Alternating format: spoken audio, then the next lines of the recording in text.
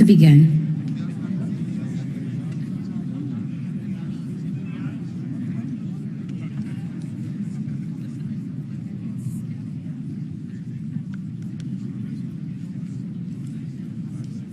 Welcome to the State of the City Address.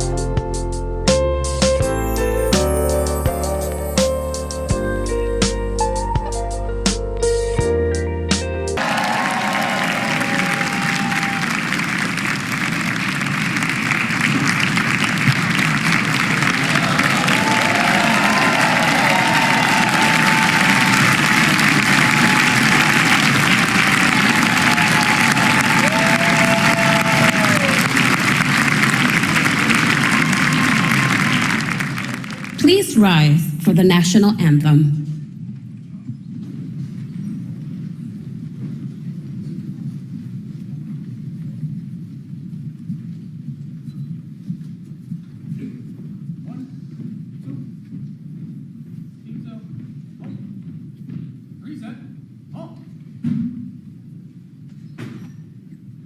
Oh, say, can you see by the dawn's early light what so proudly we hailed at the twilight's last gleaming, whose broad stripes and bright stars through the perilous fight o'er the ramparts we watched were so gallantly streaming, and the rocket's red glare, the bombs bursting in air, gave proof through the night that our flag was still there.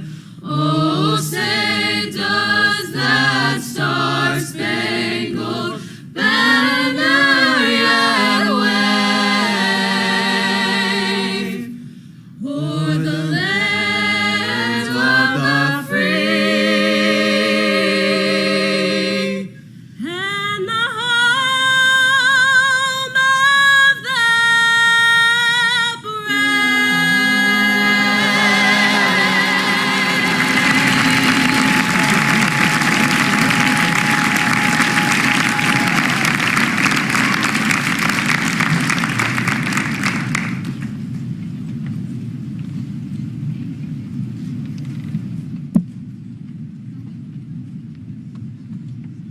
To perform Lift Every Voice and Sing, please welcome Kim Harley.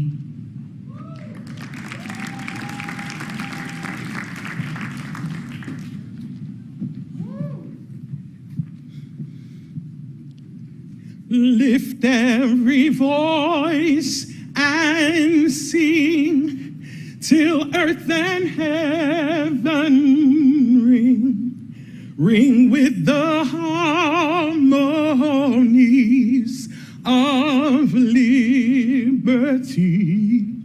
Let our rejoicing rise high as the listening skies. Let it resound loud as the rolling sea. Sing a song full of the faith that the dark past has taught us. Sing a song full of the hope that the present has brought us. Facing the rising sun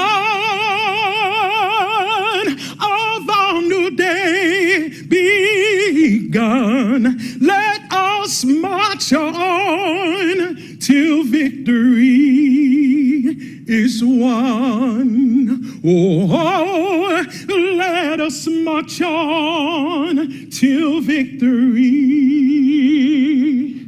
is won.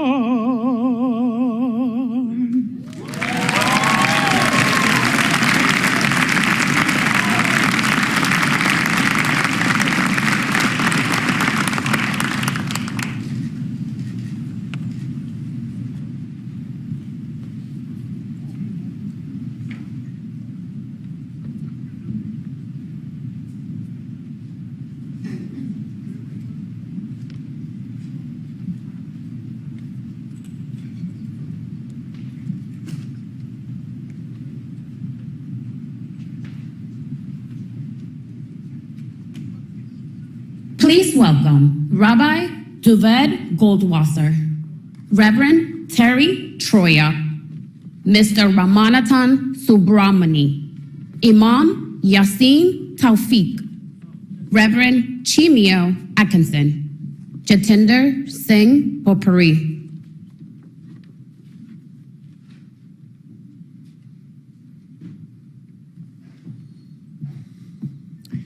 New York has millions of people, 800 languages spoken. However, this afternoon we're going to speak one language, all of us, the language of the heart, prayer. We ask the Almighty to bless and to protect our dear, honored Mayor Eric Adams. Shield him from all evil. Grant him the wisdom and understanding to lead in strength and in good consciousness, in justice, and in peace. Protect his every move. He is an inspiration to us all. Across the ocean at this time, there is a war being fought. There is a father of 2 little girls. He cannot leave the Ukraine. He cannot go across the border, but under fire, he has to get the girls out. He takes them to the border, and there is an older woman that he begs, could you take them? Tearfully, they leave him, he kisses them, and they go, wondering if he'll ever see them again. Miraculously, months later, he's reunited. A reporter asked him, weren't you afraid? Weren't you scared you wouldn't see them? He said, no, because from the moment they left my hand, I never stopped praying.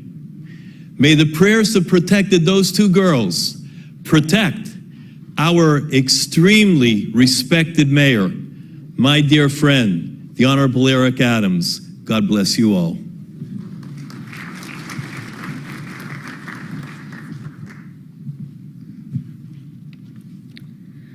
We carry before you the lives of those seeking asylum, of immigrants who have crossed waterless desert and rocky mountains, rising rivers and treacherous terrain for thousands of miles, across many borders, boundaries, barriers, burying their loved ones along the way, grieving the lives left behind.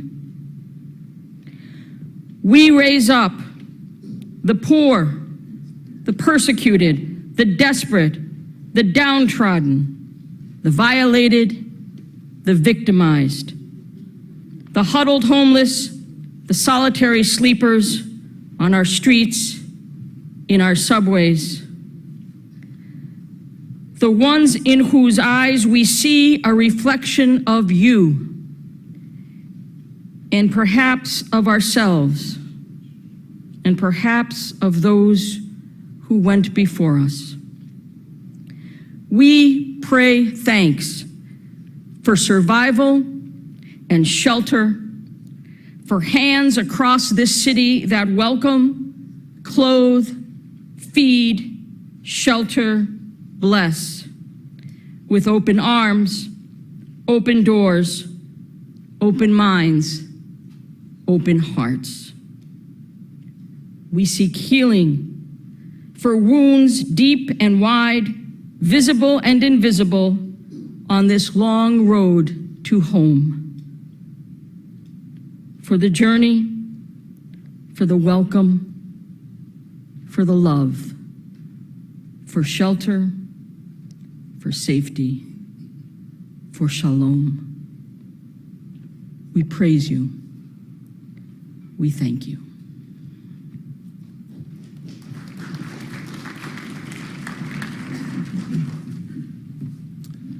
Bismillahir Rahmanir Rahim. We begin in the name of the most magnificent, the creator of all things, the one who is most compassionate and most wise. Allah says in the Quran, وَقَالَ رَبُّكُمُ ادْعُونِي أَسْتَجِبْ لَكُمْ. And your Lord said, O my servants, call upon me, and I will answer your call. In that spirit, we pray. We ask the Almighty, the creator of the heavens and the earth, to bless this gathering and to guide every single one of us to better serve the residents of our city of New York and to contribute to its prosperity. Ya Allah, we ask you by your most beautiful name and attribute, the Sustainer. We ask you to expand our provisions and increase our sustenance. We ask you to continue blessing us to prosper and to grow from generation to generation. O Allah, continue to keep our nation united through our economic hardships and financial conflicts. O Allah, you have been merciful to us. This whole city of New York, everything in it, and the people who inhabit it belong to you, O Allah. It is you who supplies us with abundance. Please show our leaders and our business owners the way to continue prospering within the boundaries of social awareness, care, and love for all the residents. Ameen.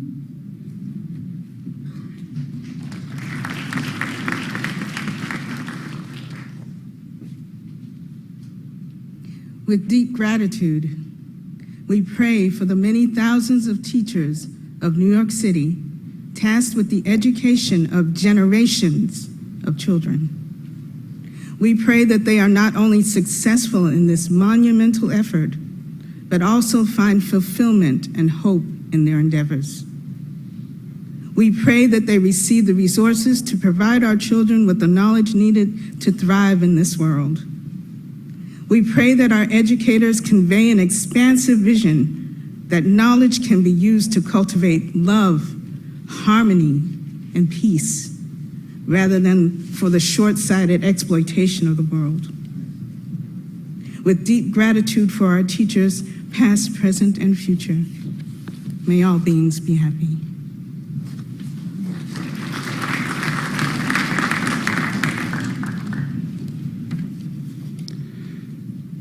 Waheguru ji ਕਾ ਖਾਲਸਾ ਵਾਹਿਗੁਰੂ ਜੀ ਕੀ ਫਤਿਹ Good morning everyone. Ek Onkar Satgur Prasad. That's mean God is one, we all are from God blessing. Nanak Naam Chaddi Kala Tere Pane Sarbat da Pala. This invokes, this seeks to request, pray and ask God for all well-being of all humanity. May Vaheguru bless each and every one. God bless America. God bless New York. God bless New York City.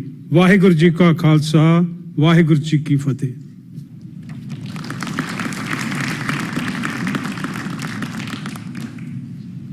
Please take your seats.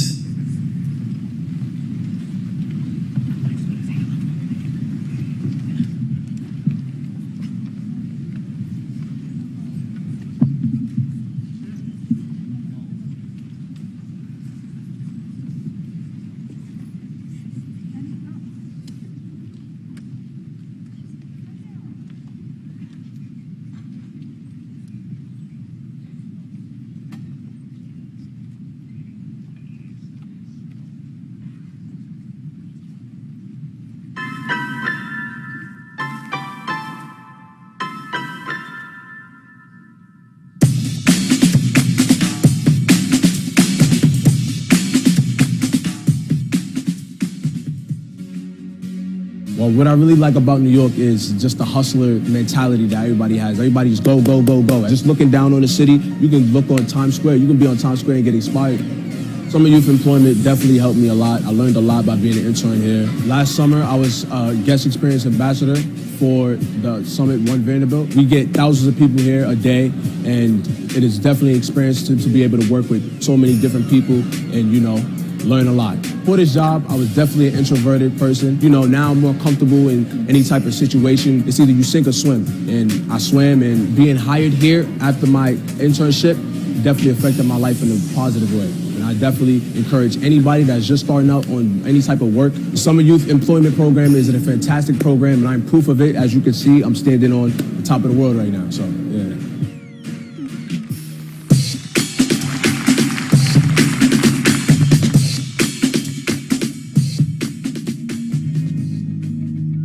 Having mental health problems while being homeless is really difficult.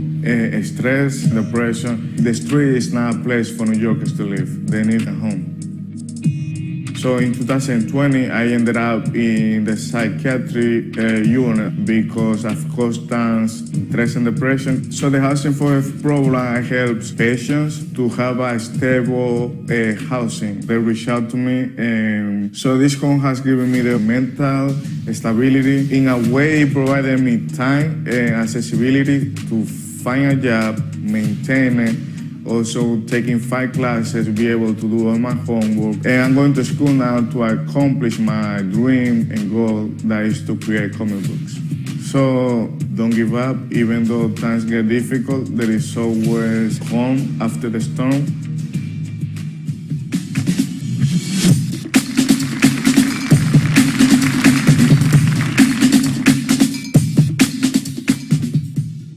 Is very unique. We're a very proud community. People here take a lot of pride in the look, the feel of the community. So today I'm here at Flagship Brewery, which is a prime example of small business investment in the community. You know, on Staten Island here, probably 90% of the businesses have under 10 employees. You know, they create all the jobs and they give back.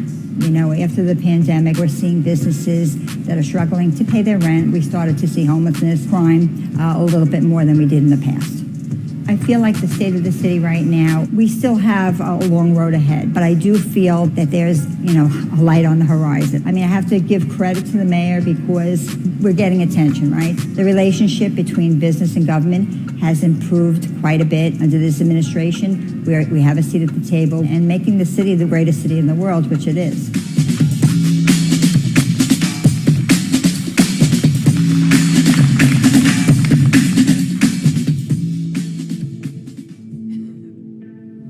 The NYPD, for me, I can remember since I was little, I saw the way my mom like helping people, and I felt like that's something that was ingrained in me to help people too. For me, when everyone running away from them and we run towards to help them, you know, that's the best part of my job, you know. On Thanksgiving Day, we heard a loud commotion of somebody screaming for help. I called my partner over, and I was like, oh, there's somebody in the tracks. So me, my partner, and another good New Yorker, we did not think, like we just jumped onto the truck and saved the man from the truck. You know, we went to the danger when it's there. You know, it wasn't an easy situation, but, you know, we thank God that we made it out alive, and then we did what we did best.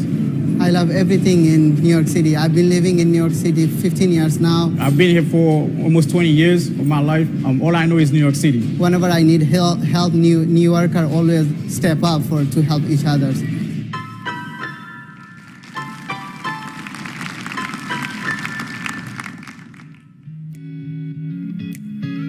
My first pregnancy, I actually went through a lot by myself.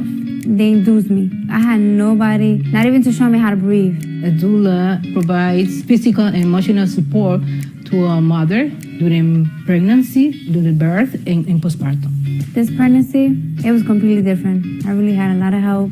I'm gonna be with you in this journey. I'm gonna teach you about breastfeeding, safe sleep, don't shake the baby. The day of the birth, I'm gonna be with you until the end. I'm gonna teach you different techniques. A pregnancy process is a process that you need a lot of support, either with family members, baby daddies, their fathers, or a mother, or grandmothers. And if you don't have that support, go forward with a doula. Maternal health care in New York City has been improved since I had my children 25, 30 years ago. We still have the gap that we have to work with. But now with this citywide doula initiative, this is not an initiative anymore. It's a reality. The baby's healthy, baby came out good, and I'm healthy as well. New York is unique because of its diversity. You have freedom, you can be yourself, you can express your mind.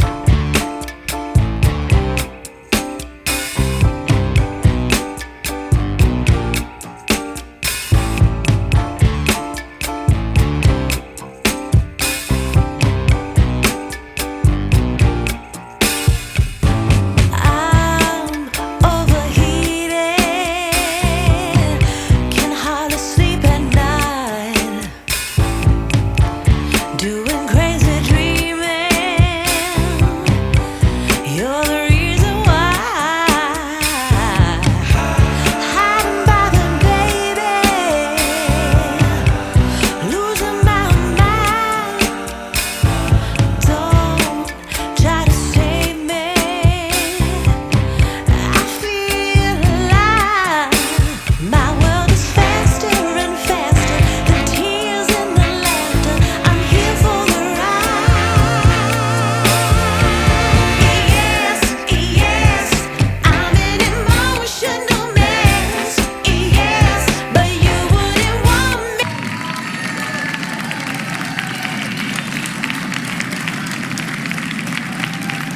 Good place, good place. Good energy, good feeling. And just my fellow New Yorkers, I just want to say thank you. A year ago, I was sworn in as your mayor. And we have climbed a lot of mountains since that day. And I just want to pause for a moment and just ask my senior team just to stand. Just stand.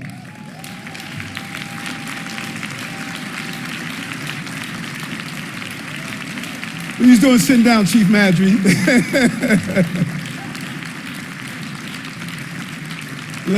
Let me just say this from the onset.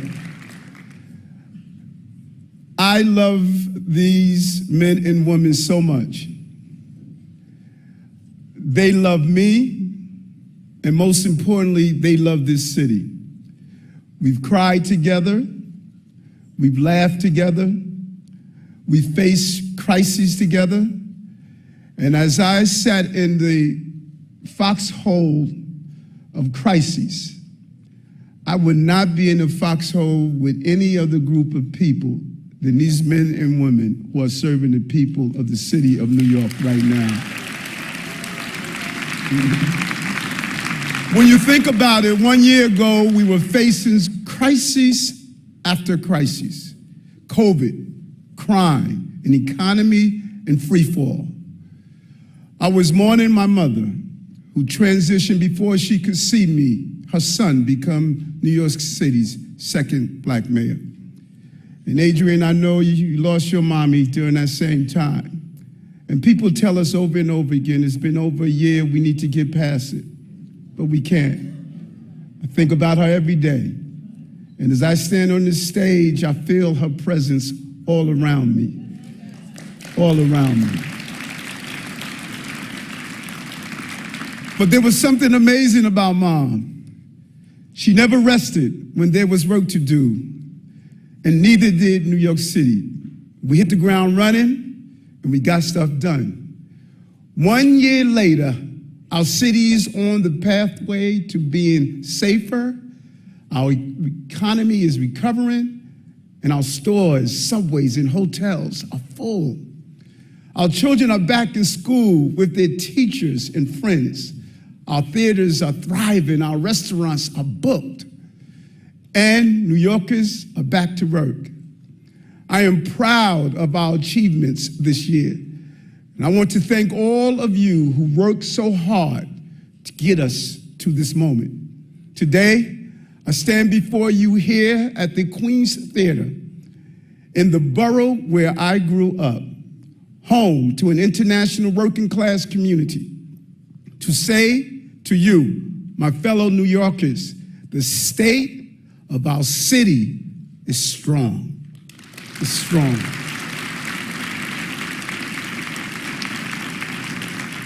As strong as the police officers and first responders who have made this city safer, as strong as the legions of city workers who have laid the groundwork for the future, and above all, as strong as the working people of this city who make it all possible. Your early mornings, late nights, where I see some of you, and double shifts keep us moving, keep us healthy, keep us safe, especially over the last few years. You have done everything for us, and this city must do more for you.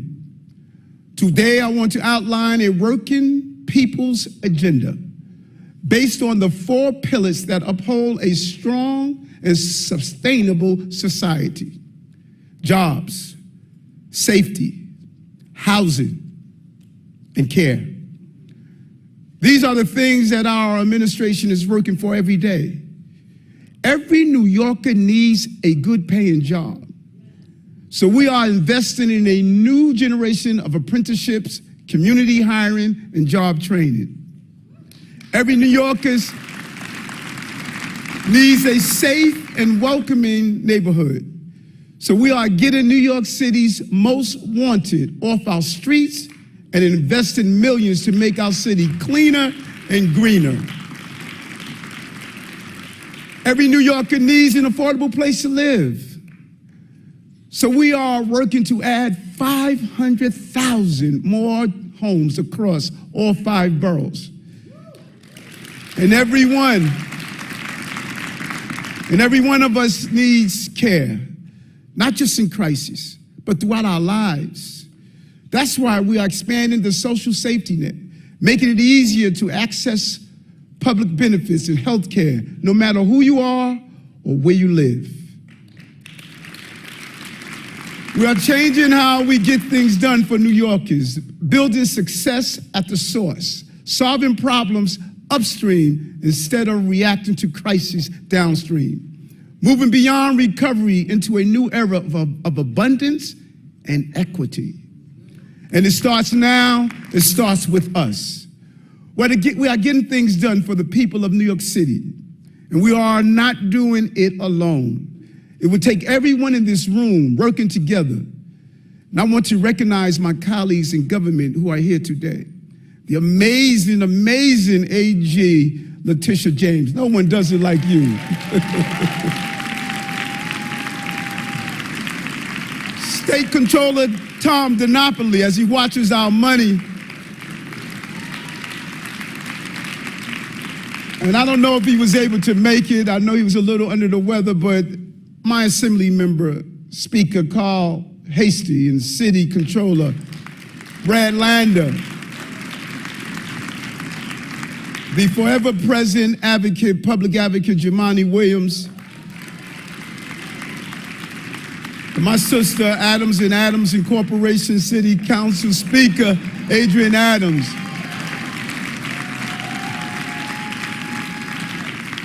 And the 5 men and women who prosecute and protect and think differently about going upstream in public safety, our amazing district attorneys, Alvin Braggs, Darcel Clark, Melinda Katz.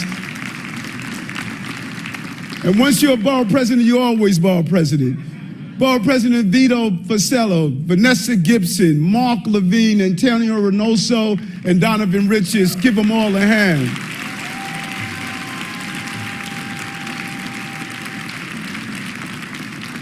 And last but not least, our governor. Our governor.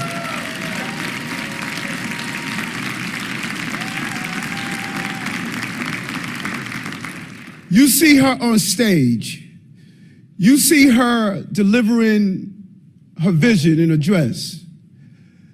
You are going to see real leadership in this governor. This governor is the steady hand we need at the wheel right now. I may be the pilot for the city, but she's the pilot for the state. And I say over and over again, we're all passengers. Don't pray for her to crash, pray for her to land this plane, because you are passengers on it also. Thank you, Governor, for what you do every day.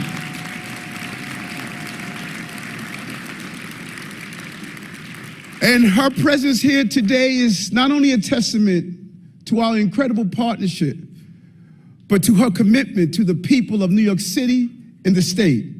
I'm grateful to have her here, as well as our Lieutenant Governor. She's fighting for us, and they are fighting for us in Albany. So as I said, our working people's agenda starts with jobs. Not inside hustles or side hustles or occasional gigs, but jobs with good pay and good benefits. Jobs you can support yourself and family on. Jobs you can build a life around. New York City has added more than 200,000 new jobs over the last year, and our employment growth has outpaced the state and the nation.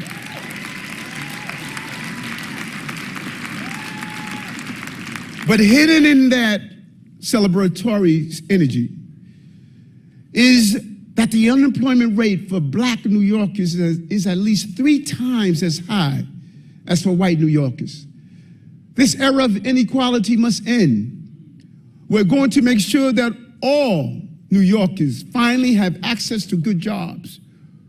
We are reimagining our city's workforce development system from the bottom up. improving education, expanding job training, and creating employment on-ramps at every stage of the process so that New Yorkers from all walks of life can benefit from this economic recovery. People used to move where the jobs were, but in today's economy, jobs come to where the talent is. So we're going to bolster, build, and diversify that talent, creating the best educated, best prepared workforce anywhere in this nation. Today, I'm proud to announce that we will connect 30,000 New Yorkers to apprenticeships by 2030.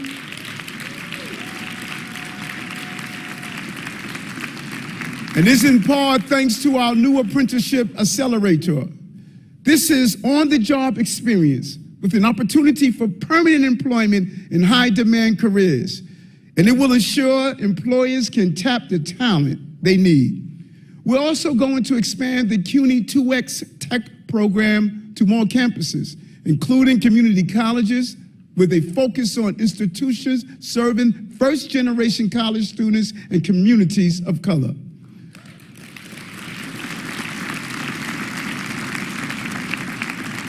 But we are also investing in the jobs of the future.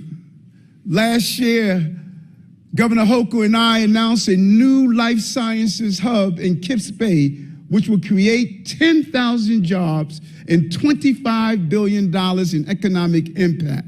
And this year, the city will kickstart a new effort to become the global center of sustainable biotech. We will start by opening a first-in-the-nation incubator at the Brooklyn Navy Yard, where biotech startups will transform the way we eat, build, and protect our environment.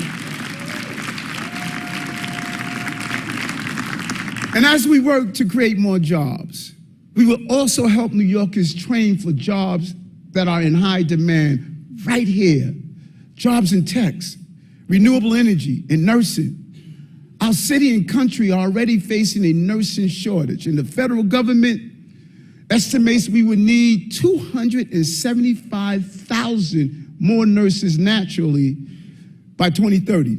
So I'm proud to announce a new nursing education initiative in partnership with CUNY that will help New Yorkers enter the nursing workforce, stay in that profession. We want them to climb the career ladder. We will support 30,000 current and aspiring nurses over the next 5 years with everything from additional training to mentorship and clinical placements. New York City needs our nurses who did such an incredible work during the pandemic. Nurses are the hands, the heart, and soul of our healthcare system. We will never forget you, and we will continue to supply you with the resources you need. We also need to help more New Yorkers with disability into the workforce.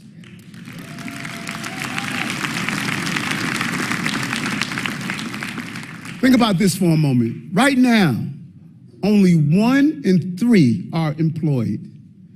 Our city will launch the new Center for Workforce and Workplace Accessibility and Inclusion, which will connect over 2,500 people with disabilities to jobs. We will continue the mission of helping New Yorkers living with disabilities thrive in the workplace and in every other aspect of city life. We're also looking for new ways to address old injustices, including supporting the largest legal cannabis industry in the nation. Really want to take my hat off to my state lawmakers for pushing through this legislation and making sure it's done fairly and correctly. This year, we will launch a new loan fund to help more New Yorkers who were impacted by the war on drugs to start new businesses. At the same time, we will increase enforcement against unlicensed cannabis shops. We are not going to let bad actors undermine the promise we made to New Yorkers who were impacted by marijuana criminalization. I want to thank you, Sheriff Miranda and Chief Madry, for the combined effort in zeroing in on these issues. And let me be clear to those who think you're going to come into our communities without a license, put our kids at risk, steal jobs away from people trying to do it the right way. Let's be clear, man, you must be smoking something, because that's not going to happen. But we're also going to make sure more of the money that our city spends goes towards creating jobs for New Yorkers right here at home. That means working with our partners in Albany to finally give New York City the power to require companies that benefit from city contracts to hire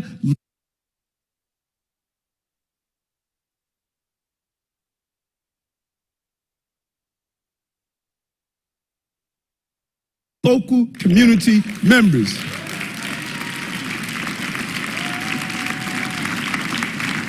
If we just continue to promote community hiring, this would allow us to keep 36,000 economically disadvantaged workers connected to good jobs every year.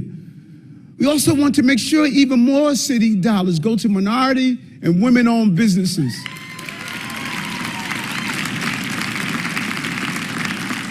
We recently hit our MWBE spending goal 3 years ahead of schedule. And today, I'm announcing an even more ambitious commitment.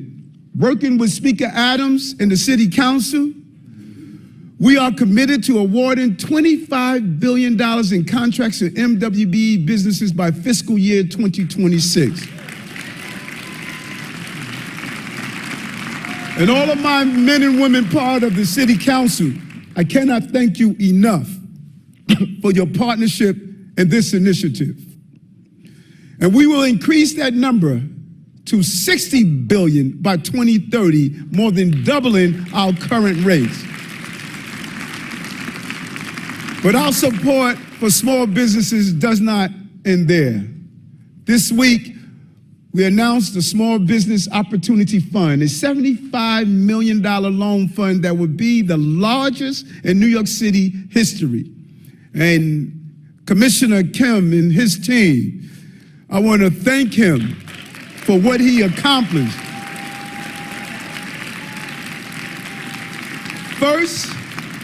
First Korean American to hold the position. When you diversify your commissionership, you diversify the opportunities to the diverse city that we live in. Thank you, Commissioner Kim. And while our tourism and hospitality industries have recovered substantially since our city shut down in 2020, we cannot take that progress for granted. We will show the world that New York City is open and ready for visitors, attracting major events like the 2026 FIFA World Cup, and we hope the next Democratic National Convention. We will continue to invest in our cultural and creative sectors across the board, from iconic museums and arts organizations to our legendary film and television production industry. And as I said before, talent is at the center of our job strategies. And we know it starts with education. I cannot be more proud of my friend and chancellor, David Banks. True visionary. Understand what our children need. And he and I are united in our vision of giving all of our children a bright start and a bold future. We're making 3 fundamental commitments to our young people. 1, every child will get the support they need to become a strong reader at or above grade level. 2, we will establish a whole child approach to education, factoring in social emotional learning and other supportive services. And 3, every student who graduates from a New York City high school will have a clear pathway to the future, whether that is a job, job training, or continuing education. Let's start with reading.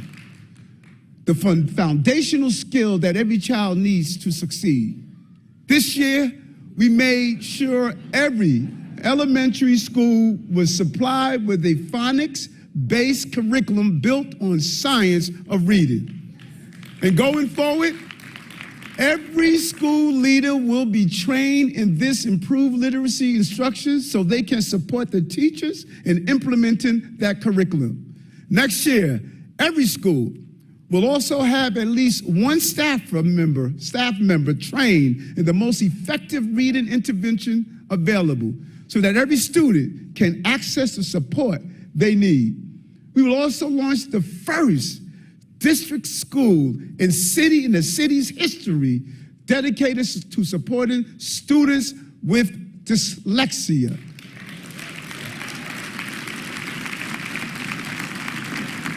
While continuing to expand new dyslexia programs citywide. Before I took office, there was no consistent dyslexia-specific screening across all our public schools.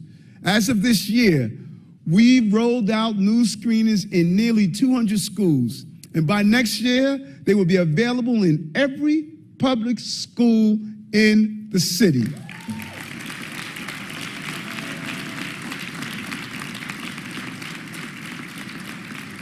Why is that important? It's important because families like Sanaya, 3 of her sons were diagnosed with dyslexia. But until recently, our public schools simply didn't have enough support for students facing those challenges. Sanaya worked 2 jobs to get them the extra tutoring, and her oldest son has since earned a full scholarship to Fordham University. We are inspired by this family, but no parent should have to work 2 jobs just to provide a basic education for their child. Sanaya, we are proud to be working with you to ensure your youngest son and children like him can get all the services they need right in their school, in their neighborhood.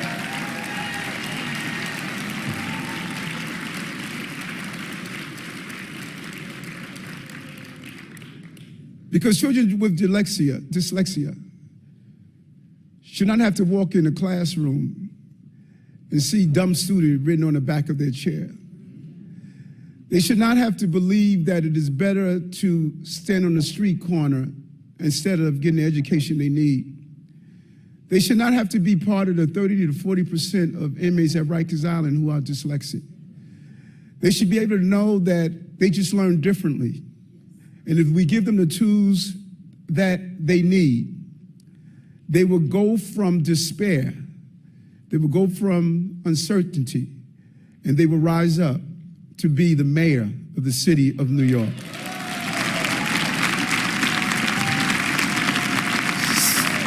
Second, academic success is important, but we must also take a whole child approach to education.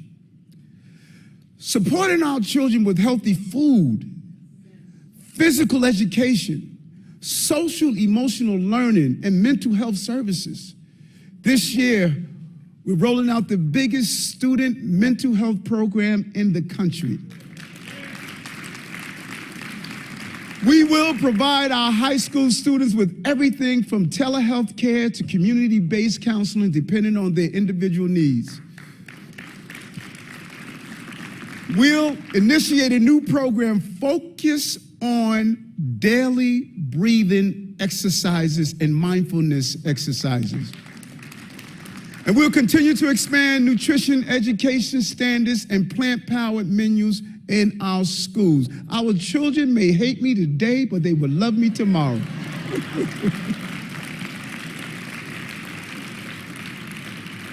And this year, we're going to make long overdue updates to our fair student funding formula, redirecting $90 million towards supporting students in temporary housing and schools with a concentration of high-need students. Good job, Chancellor Banks. That brings me to my third promise. Every student will be ready for what comes after high school. It's not just about connecting them to jobs. It's about planning for the future all along the way. Starting this summer, up to 35,000 middle school students in our Summer Rising program will receive career exposure, field trips, and college visits.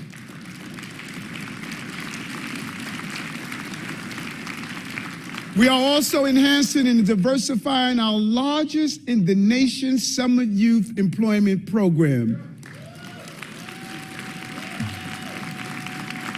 Shamani Williams, you and other colleagues, you fought for this a long time, and no one heard you, but we heard you. And we did the largest in the nation, and we're going to continue to do it every year. Good job, good job. But also this year, we will empower our LGBTQ plus youth through a new initiative that places students in truly supportive work opportunities. Our city is determined to make sure our students graduate from high school with skills, strategy, and purpose. That's why we are expanding our Future Ready NYC program to 90 schools and 7,000 students next year. We want our students to get the experience and support they need to transition to college and career paths before they graduate. So when you get your hard-earned diploma, you'll get more than a handshake. You would get support, direction, and a path to opportunity.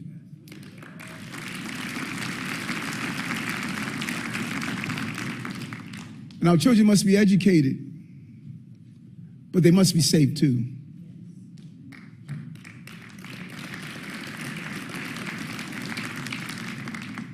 Yesterday, I spoke to a mother of a young man who was stabbed in Coney Island. It broke my heart. I have one son, and I love Jordan. And I don't know how many times the police commissioner and I, we've gone to hospitals and spoken to parents. It's devastating when you hear parents on the other end of that phone. It breaks your heart when you have to sit inside that hospital room and you know you don't have much that you can say to condone them. These young people need help, and we are committed and dedicated to doing that. Our administration came into City Hall with a mission and a mandate, reducing gun violence. We've already made real progress. Shooters are down, murders are down, but that means nothing to the mother who lost their child. And we know that major crimes were down last quarter for the first time in 6 quarters. New Yorkers can finally see safer days ahead after several years of rising crimes. And I want to thank everyone who has supported this effort, especially you, Governor. You saw it and you were committed, and I want to thank you for that. And I want to thank President Biden, who I believe was a leading voice around this national epidemic of violence. They understand that the fight against illegal guns is a top priority for our city. We will continue to work with all of our colleagues in government to combat gun violence in New York City, across the nation. That means advocating for common sense gun reform at every level of government. We're just a few weeks into the new year, and already this country has seen multiple mass shootings. Americans have had enough. New Yorkers have had enough. We must get this done. Ending gun violence means stopping it before it starts, especially when it comes to our youth. By the time a young person gets a gun in their hand, the system has already abandoned and betrayed them. And we won't and we can't allow that to keep happening in our city. We're going to use proven methods and intensive community support to keep guns culture from taking root and taking over. That means more neighborhood safety teams in more places, more violence prevention programs in neighborhoods with the highest concentration of violent crime, and a new neighborhood safety alliance, a partnership between local precincts, service providers, and community leaders in many of these same neighborhoods.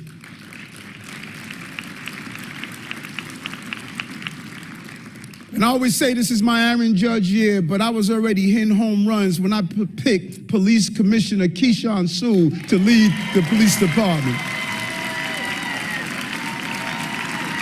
Powerful, powerful presence took on the awesome responsibility of leading this department. True leader.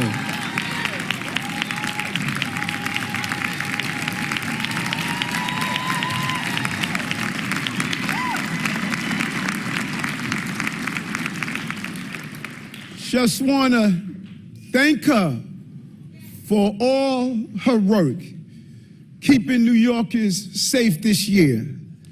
She has saved lives and supported the department through a very tough year. This year, we will build on that work, increasing our efforts to protect New Yorkers from robberies and burglaries, as well as other violent crime.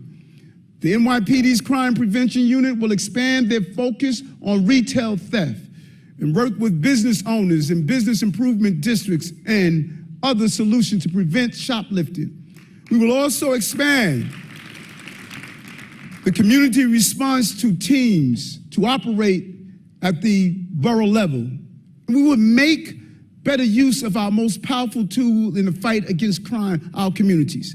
And let me be clear on this. We're not going to criminalize poverty. We will partner with the DAs. And if a person is stealing because they don't have something to eat, we will show them how to get food. If a person is stealing because they have a drug problem, we're going to show them where the access to drug treatment is. The goal is to go after organized crime, but we're going to set the standard. This is not going to be a city where anarchy will run. This is going to be a city that is going to be a safe, productive city.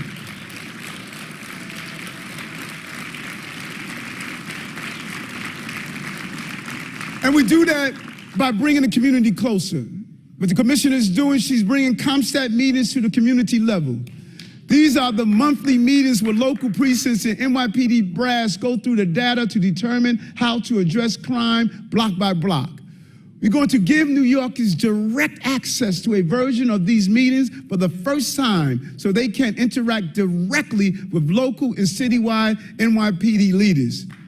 If New Yorkers don't feel like they can engage with NYPD, we will never be able to fully serve them and keep them safe. We're going to break down those barriers, and this will be a big step in the right direction. And yet the other day, the commanding officer of the 2A precinct put out a wonderful video showing at the Drake concert. And those of us who know, we started from the bottom, now we're here. And people critiqued that. They attacked him for having a community engagement. They attacked him for showing how the police must be interacting with the police.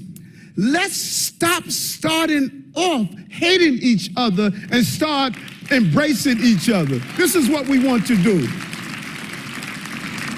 And we will also roll out new and expanded efforts to fight everything from property crime to traffic violence and quality of life issues. Many of these problems are rooted in the continuing crisis of recidivism. Time after time, we see crime after crime from a core group of repeat offenders. It's only roughly 1,700 known offenders that are responsible for a disproportionate amount of violent crime in our cities. These are New Yorkers. They're most wanted by New Yorkers. We know who they are, and we need to get them off our streets. This year, we are going to work with our partners in Albany to find reasonable, evidence-based solutions to this recidivism crisis. We all agree that no one should be in jail simply because they cannot afford to post bail. But we should also agree that we cannot allow a small number of violent individuals to continue terrorizing our neighborhoods over and over again.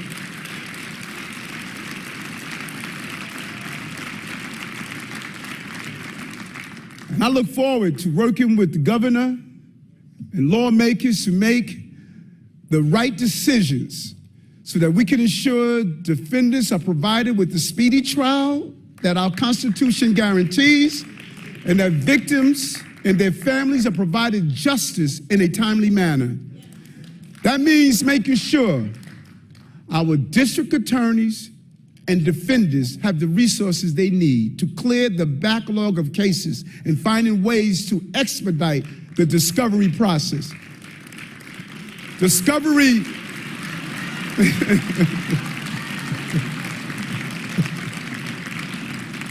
Discovery is the process of exchanging legal information before a trial begins. And it has become so complex that it is jamming up the entire system. This must change. Justice delayed is justice denied. Our legal system must ensure that dangerous people are kept off the streets, innocent people are not consumed by bureaucracy, and victims can obtain resolutions. This is something we can all agree on. Let's get it done in 2023. Our city is also going to escalate our campaign to end another deadly crime that kills far too many innocent people, and that's traffic violence. 2023 is the year we are going to tighten the screws on reckless drivers, holding them accountable for their actions before they harm others. We must treat traffic violence the same way we treat other dangerous crimes. We're working with our partners in Albany to advance new legislation called ROADS. That stands for Removing Offenders and Aggressive Drivers from Our Streets. These new laws will increase penalties for serious crashes, running red lights, and impaired driving, including revoking the privilege to drive on our streets. We will also continue to save lives by expanding protected bike lanes, crack down on the illegal placards and placard abuse, and ensure swift and serious consequences for those who drive with suspended and revoked license. We've had enough of gridlock and scofflaws. Going forward, we're going to deploy more NYPD tow trucks on our streets. We're going to ticket and tow abandoned or illegal parked cars that block traffic and visibility. This is going to help to keep our delivery zone, bus lanes, and bike lanes clear, and help us to make driving, biking, and walking easier and safer for everyone. New Yorkers should not have to fear for their lives every time they cross the street or bike to work. Vision Zero means exactly that. 0 fatalities. That's a goal we take very seriously. Our administration is going to invest in improving quality of life for New Yorkers across the board. For far too long, New Yorkers were asked to accept things that should be unacceptable: crime, rats, trash, traffic. When we allow quality of life to deteriorate, it is working class New Yorkers that suffer the most. It also hurts our economic recovery. Last year, our administration made significant improvements to more than 75 commercial corridors in all 5 boroughs. This year, we will build upon that work, especially when it comes to rats. Most people don't know this about me, but I hate rats. And pretty soon, Commissioner Tisch, they're gonna hate me. Hiring our new rat czar, and it won't be Curtis Sliwa, will be just the beginning of a new era in delivering the best in public service and public spaces. We're going to get stuff cleaner by launching the country's largest curbside composting program. By the end of 2024, all 8.5 million New Yorkers will finally have the rat-defying solution they've been waiting for 2 decades. In just 3 months, a pilot composting program right here in Queens kept nearly 13 million pounds of kitchen and yard waste out of our landfill. Commissioner Tisch, I know you out there somewhere. Good job, good job.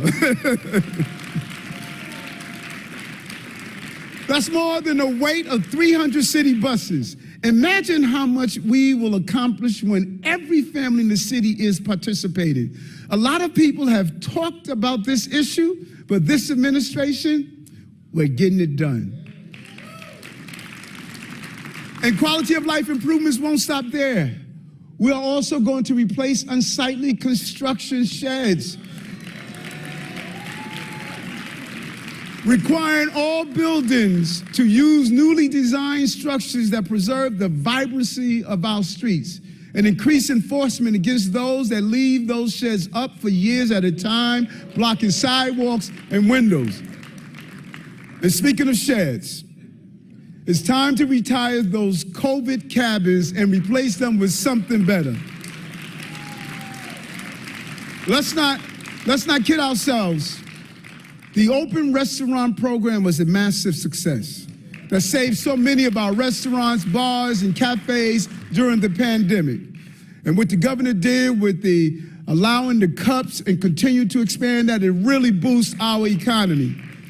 But now it's time to come together and figure out how New Yorkers can enjoy outdoor dining with a permanent version that works for business and residents. And I know New Yorkers support this vision. And I look forward to working with Councilwoman Marjorie Velasquez and the City Council to achieve this. We're going to get this done. We're going to get it done. And open space is important. The pandemic highlighted the critical role of parks, playgrounds, and waterfronts play in improving the physical and mental health of all New Yorkers. Building on the commitments Governor Hochul and I announced in our new New York plan, we're going to create extraordinary new public spaces in all and every borough in this city. We will invest more than $375 million in new parks and plazas, widen sidewalks, safer intersection, expand bike lanes, and inviting landscape. You're going to have a lot of money, Sue Donahue, in these parks.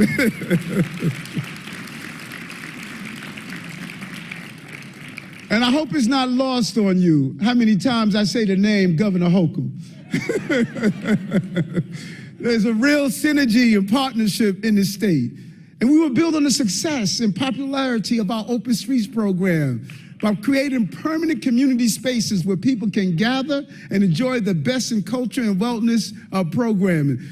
Councilman or Commissioner Adonis Rodriguez has talked about it for years. I know he's in the audience somewhere. Great job, Commissioner. And our new Director of Public Realm will ensure we invest in our public spaces citywide, coordinating across city agencies, businesses, and community groups to deliver results for all New Yorkers. Public safety means more than protecting our streets. It means protecting our environment, the air we breathe, the water we drink, and the future of our children and generations to come. For too long, our working class neighborhoods have borne the burden of highways and heavy industry, leading to polluted air and the highest asthma rate in the nation. This environmental injustice is not acceptable. It is something that my good friend and the current borough president has talked about. Antonio Reynoso has dealt with this issue for years. Good work, and let's continue to move forward on this. And it's really wrong, especially when the technology we need to change is already here. That's why we are committed to reducing building emissions to create a healthier and more sustainable city. We are also electrifying our city vehicle fleet. We're going to go even further, requiring for-hire vehicles to do the same. We are announcing today that Uber and Lyft will be required to have a zero-emission fleet by 2030. That's zero emission for over 100,000 vehicles in our streets. But the best way to do it is listen to my good friend Jano take the subways, Metro card your way through the city. We're pleased that both companies are embracing this shift, and we look forward to working with them to get it done. We're also encouraging New Yorkers who drive to make the switch to electric vehicles as well. We're going to add charging stations in all 5 boroughs. Our commitment to improving the environment and fighting climate change means reinventing our energy sector across the board. New York will continue to lead the way to our clean energy future by becoming the wind power hub of the Eastern Seaboard. The South Brooklyn Marine Terminal will soon become one of the largest offshore wind port facilities in the nation. This will recreate, as Congresswoman Velasquez texted me this morning, all of this is great if we don't create a pipeline to employment to those who have been denied. And we are going to do this. We will create jobs and help New York City meet our goal of 100% clean electricity by 2040. We will also be unveiling even more of our sustainability agenda this April in our updated Plan YC, which will include new data on how our food choices impact our environment. And we will be launching a new climate budgeting process that puts sustainability front and center. Going forward, the first question we will ask about new programs and investment is, will this help meet our climate goals? The future of our city will be cleaner, greener, and healthier for all, including our wildlife and marine life, like the dolphins we recently visited us in the Bronx River. That's the future of our city. More dolphins, fewer rats.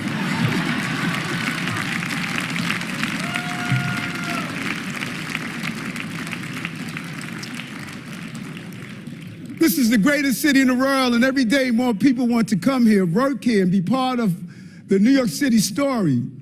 New York City must remain a city where everyday people can find an affordable place to live. Young people, immigrants, families, and retired folks all need a place to call their own. That's why we have continued to support public housing every step of the way. It is the foundation of our affordable housing stock and a pathway out of poverty. For years, public housing was underfunded by the federal government, but we are starting to turn that tide. Last year, we made renovations to more than 8,500 NYCHA apartments through the RAD program, and we have committed a historic $23 billion for housing, including money for repairs to NYCHA buildings.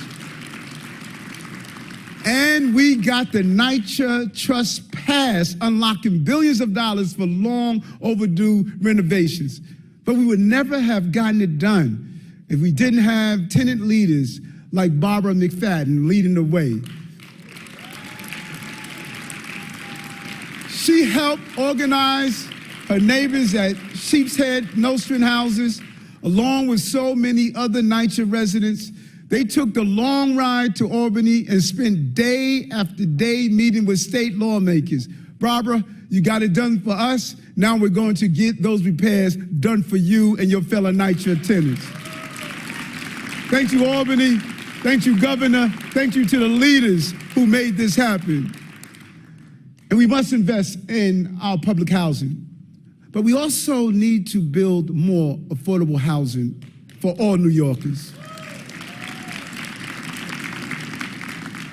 That's why New York has committed to being a city of yes. Yes to more housing in every borough and in every neighborhood. Last month, we released our plan to get stuff built. Deputy Mayor Maria Torres Springer and the entire team, Chief Housing Officer Jessica Katz, all came together. We laid out a moonshot goal of building 500,000 additional homes over the next decade. Homes for people from recent arrivals to lifelong New Yorkers. Home for seniors, families, and veterans. I said we couldn't do it alone, and the good news is that we don't have to. In her State of the State address, Governor Hochul committed to providing more tools for New York City to build the housing we need. Governor, again, thank you so much for the leadership and support on so many of these issues. You have been there for the city right from the start. And in 2023, we're going to accomplish greater things together, and I'm looking forward, and that's including building more housing in high opportunity neighborhoods and near transit hubs. I recently announced plans for 6,000 new homes and 10,000 new jobs around 4 new metro stations in the Bronx.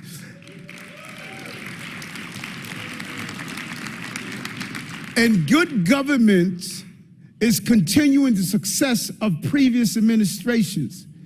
We are able to build on this based on what my good friend Ruben Diaz Jr. did in the Bronx. Job well done, and we're going to build on that. But we're not stopping there. Partnered with Francisco Moya and others at Willis Point, just a short walk from where we are now, we're working with the councilmen to build the largest new 100% affordable housing development in 40 years. This visionary new development will feature much more than housing.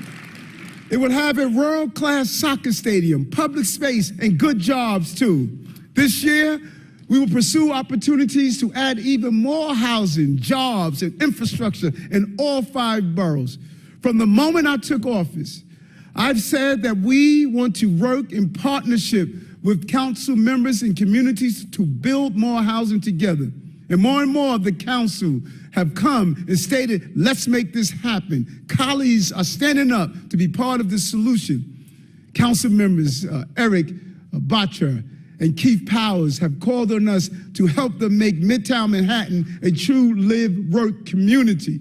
They're not saying not in my backyard, they're saying built in my backyard. Hats off to them. That means creating housing in areas that currently only allow manufacturing and office uses, while protecting good jobs in the center of our city's economy.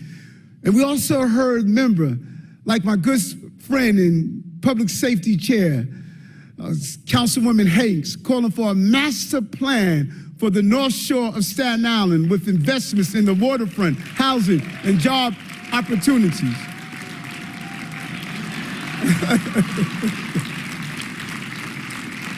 You know, Staten Island used to have the reputation of the forgotten borough.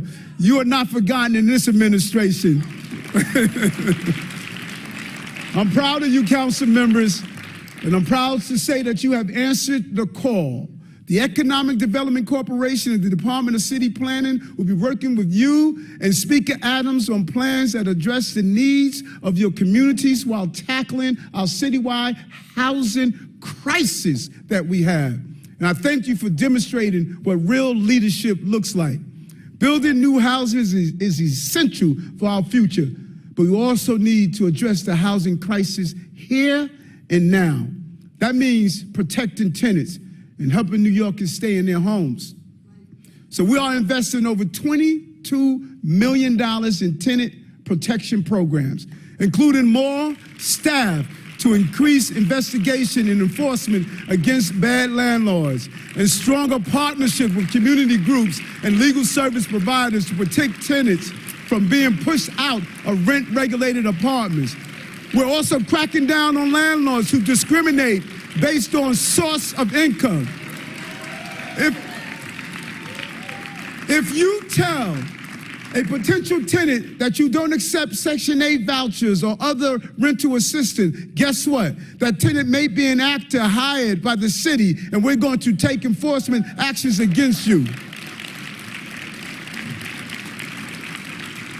My Commissioner of Human Rights that's here, Commissioner Annabelle Palmer, is focused on this issue so much.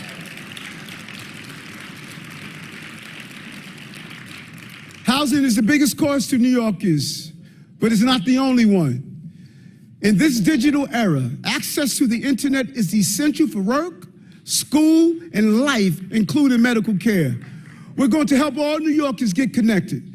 No matter what their income level, we're expanding Big Apple Connect within NYCHA developments, delivering free internet and TV to tens of thousands of New Yorkers. And we will launch a new pilot program providing free broadband to Section 8 households in the Bronx and in northern Manhattan.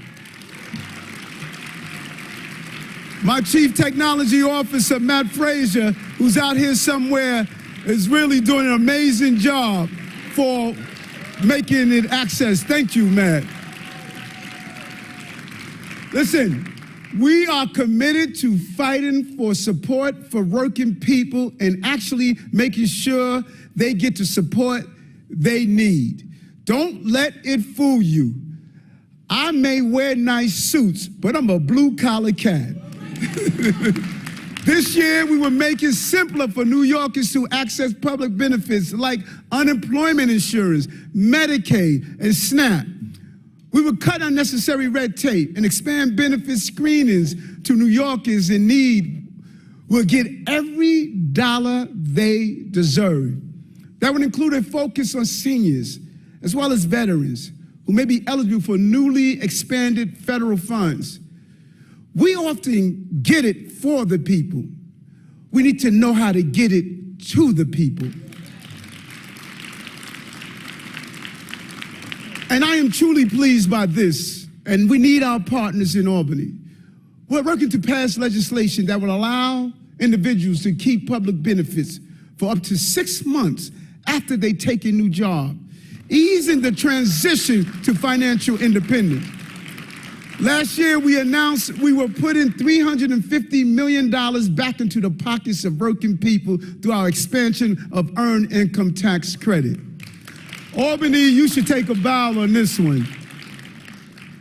All of our Albany lawmakers, this was such an impressive move that we accomplished last year. People highlighted the one thing we disagreed on, but go look at the number of things that we have agreed on. You delivered for working class people in this earned income tax credit increase. This year, we're making sure working people actually get that tax credit by launching a historic expansion of our free tax prep program. And beginning tomorrow, we'll be introducing free business tax prep for freelancers and gig workers, another first for New York City. With an infusion of new funding and unprecedented coordinations with schools, houses of workshops, and NYCHA and community partners, we will be able to process an additional 26,000 returns next year and save New Yorkers approximately $14.3 million in filing fees and refunds. Right now, as we speak, New Yorkers are applying for and receiving those expanded benefits. A family of 4 making $25,000 will see their payout increase from $300 to $900. Let me tell you what the difference is when you think about it. Think about Ronald Brown. Lives in Queensbridge, houses, with his 2 daughters. Like so many New Yorkers, he got laid off during the pandemic and was having a hard time getting back on his feet. Last year, he came into one of our free tax prep centers hoping to get his federal stimulus check for $1,400. By the time he walked out, we had gotten him almost $15,000, including the expanded state income tax credit we fought for and won. Ronald, I hope you're coming back this year because we're going to get you and your family the money you deserve. That's what you did, Albany. That's what you accomplished.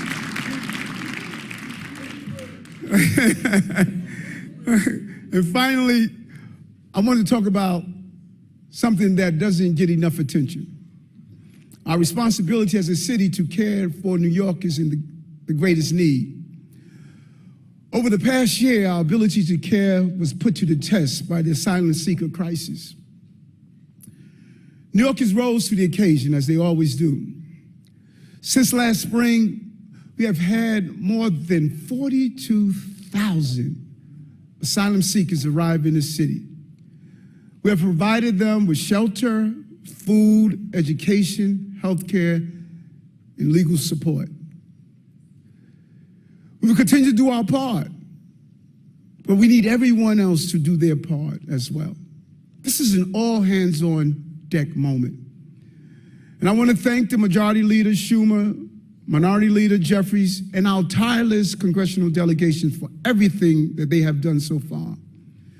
But New York City, we cannot do this alone. We can't continue to shoulder this course on our own. We're going to need help. We're going to need our Albany partners. We're going to need Washington, D.C. The asylum seeker crisis is a national crisis, and it should not be just for New York City residents. That's just unfair.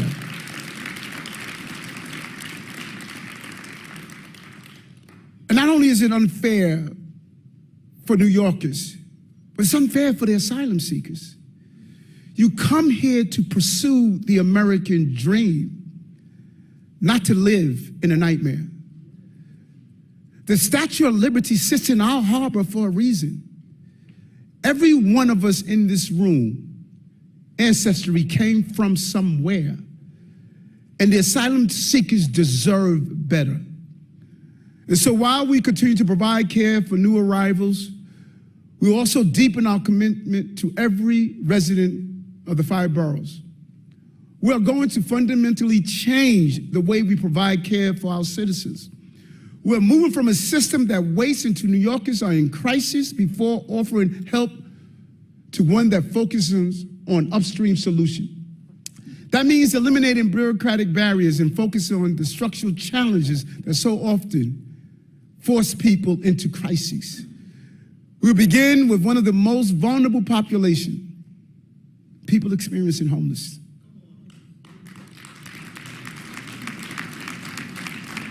This year, we're working with our state and federal partners to offer free comprehensive health care to New Yorkers who have spent more than 7 days in our Department of Homeless Services shelters. This will make New York the first city in the country to do so. We're not going to wait for people in crisis to show up at the ER. We will provide the care they need when they need it. That's progress. That's compassion. That's care in New York City. And you know where I'm at? On Wednesdays at 9 p.m., rain or cold, I'm on 34th Street and 7th Avenue, giving out food to the homeless. And then when I leave there, I go into the subway system and engage with the homeless. Find a day, just one day, just 1 hour, and say I'm going to do something for someone. Just 1 hour. And with 8.5 million New Yorkers, if we all just dedicate 1 hour to go to a homeless shelter and tutor a child that is homeless, 1 hour to go in the subway system and talk to someone that's homeless, 1 hour after church service to go into the street and pray to someone that is in need, just 1 hour. If we just give 1 hour, we would turn around the conditions of homelessness and despair in our city. And we will also take an upstream approach to our opioid crisis. Do you remember what heroin did to our city and country? Do you remember what crack cocaine did to our city and country? That's what fentanyl is about to do right now. If we don't stop the fentanyl and opioid abuse, it is going to destroy generations to come. This is a major crisis that we are sleeping on. Fentanyl is destroying our cities across America. We have to fight back and stop it. We are going to invest $150 million of opioid settlement funds secured by our good friends, Attorney General Letitia James into proven harm reduction and treatment programs. And we will move mountains because ain't no mountain high enough to address the growing problem of untreated serious mental illness and social isolation. A few months ago, we laid out an initial approach for connecting the most severely mental ill New Yorkers with needed care. This work is driven by the dedicated heroes who are out on the streets and in our subways night and day helping New Yorkers in crises. This is not police-led. This is led by outreach workers and professionals. Deputy Mayor Will Isom and her team has put together a good team to address this issue. And these are everyday New Yorkers like Richard Arreo, who works on one of our health engagement and assessment teams, grew up in Marcy houses, and studied to become a social worker to help people in need. Richard has spent the last 10 months riding our subways in high-stakes, high-stress situations, helping people in crisis get the services they need. That could be as simple as pointing them to a food pantry or as big as getting them into a shelter or treatment. He says, the most important thing to look people in the eye, show them you see them as human beings, as equals. They may not accept the first time, but once they see city workers helping others, they're willing to open their lines of communication. Richard, on behalf of the entire city, thank you for your service.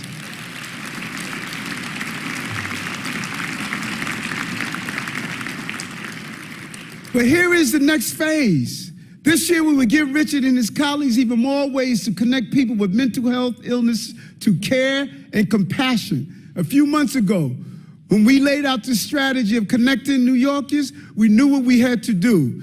But now, Dr. Fassan, I know he's here somewhere, a real hero in this area, we are going to put in place something called Clubhouse Model.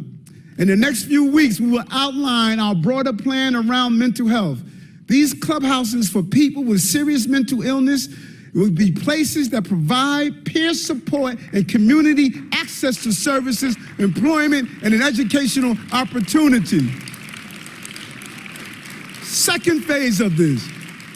And we also want to work with New Yorkers, getting them healthy by making sure they have access to fresh food, including fruit and vegetables. We will fight the continuing crises of obesity and chronic diseases by expanding city investment in healthy food access for lower-income New Yorkers, including the launch of groceries to go and green stands. You can't have Whole Foods in Park Slopes and junk food in Brownsville. You can't have it the same way.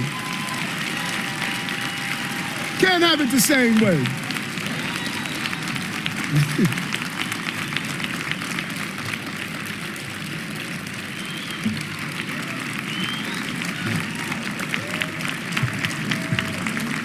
And when it comes to care, no one cares for us the way our families do, especially the women in our lives. That's why I was proud to announce a new future for women's health in our city, building on the important work we've already done, including supporting new mothers with doulas and home visits. We continue to focus on women's health through an all-hands-on-deck summit in March and other initiatives I announced last week. And in the coming months, we'll unveil a comprehensive women's agenda driven by the amazing women in leadership position at City Hall. My women deputy mayors, chief of staff, and other women leaders, stand up. Stand up. Chief advisor, council, IGA. Thank you. Thank you. Because when we support women and families, we are all better for it. Over the past year, we have spoken about getting things done. We came into office with a people's plan, and I'm proud to say we have delivered for the working people of this city. We're on the pathway to a safer city with more jobs and more opportunities. And we have laid the cornerstone for a new era of affordable housing. Promises made, promises kept. This coming year is about expanding that vision of what can get done and what will get done. It means building a strong foundation that supports today's realities and anticipates tomorrow's needs. City government must work to improve the public good, supporting an economy that works for all and care for the working people who make it possible. Jobs, safety, housing, and care. Without these pillars of support, cities crumble, institutions fall, society weakens. We will not allow that to happen in New York. It is the working class that has lifted up this city, built it brick by brick on the bedrock of a free and democratic nation. And going forward, we will sustain the workers who make this city possible. Working together, we can build a better city for all. Keep those pillars of civic power strong. Open more golden doors and inspire others to do the same. We're just getting started, and there's no stopping the world's greatest city, filled with the best stuff on earth, New Yorkers.